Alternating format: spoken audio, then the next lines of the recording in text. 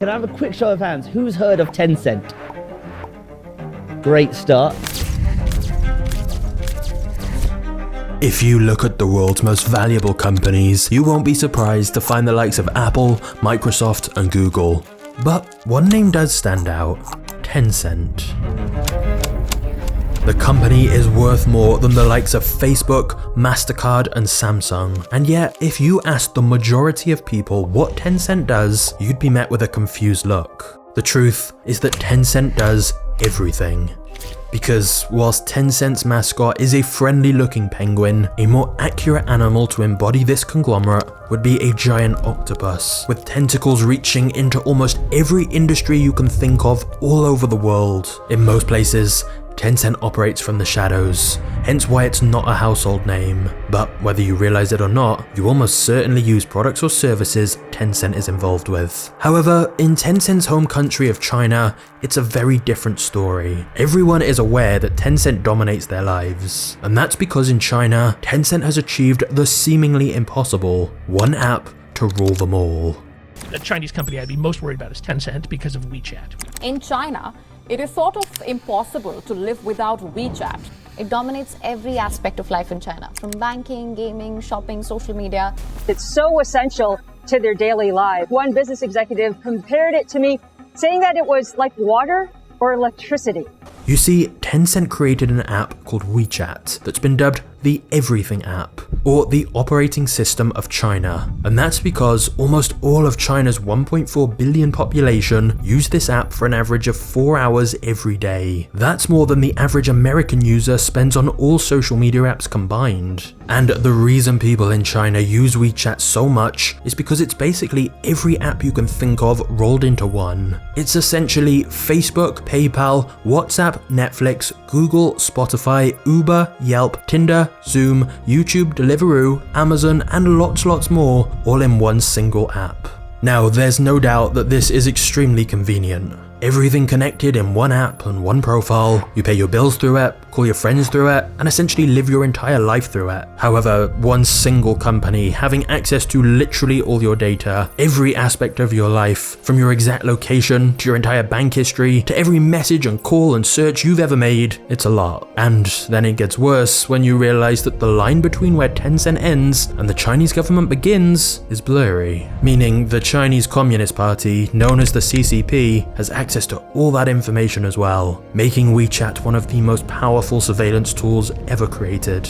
Not just that, but private messages and images that are sent through Tencent's apps like WeChat are scanned to see if they need to be censored. If you say anything that the Chinese government doesn't want you to, the best case scenario is your message just doesn't get delivered. Worst case scenario is you end up in jail or simply disappear.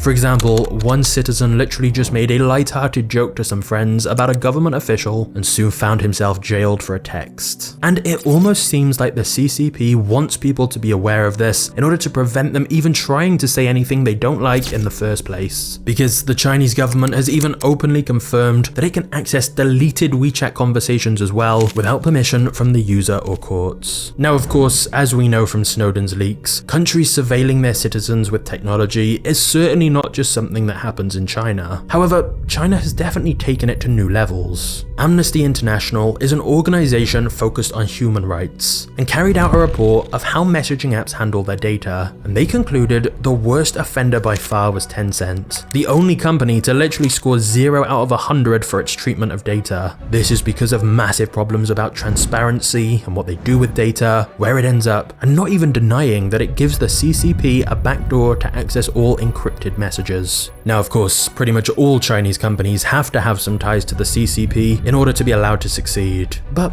Tencent is unique because it has been allowed to monopolize entire industries in China and use brutal tactics to wipe out competitors without any interference from regulators. But in exchange for that freedom, some would say as a result, they've been turned into a weapon for the Chinese government. It's estimated the CCP has thousands of members inside Tencent, including party officials on the Tencent executive board who can influence decisions. For example, during the initial COVID outbreak, the Chinese government used WeChat for population control, assigning color codes to determine whether people were healthy and what they were eligible for, like if they were allowed to leave their homes or not.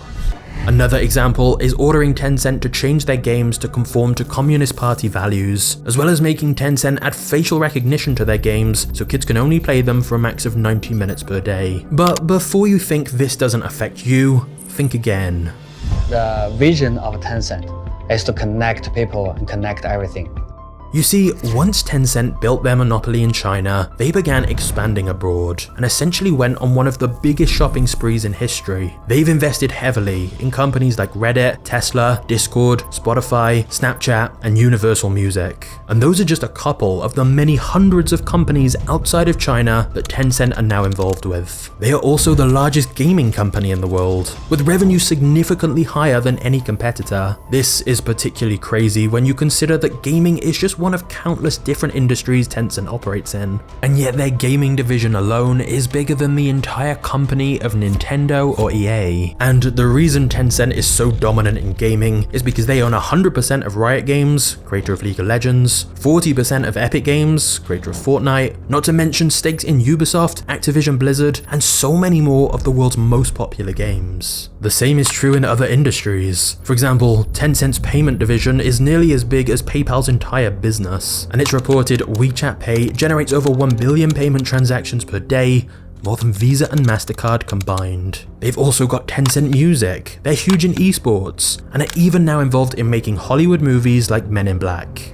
I think if you look at Tencent Music, the company makes about 400 million, 500 million in profit. In other words, it's hard to fully grasp just how large Tencent is. But it's only recently that the West has started to realize the influence Tencent, and thus China, actually have. One small example was how Blizzard, the World of Warcraft studio partially owned by Tencent, banned a gamer who endorsed the pro-democracy movement in Hong Kong. In other words, China seemed to be using Tencent as a weapon to influence decisions outside of China. This caused many people to ask, how is this one Chinese company seemingly now dictating what people in the US are allowed to say? The same was true with the NBA. You see, Tencent Video has a deal with the NBA to stream their matches, but in 2019, Daryl Morey, manager of the Houston Rockets, tweeted, "Fight for freedom.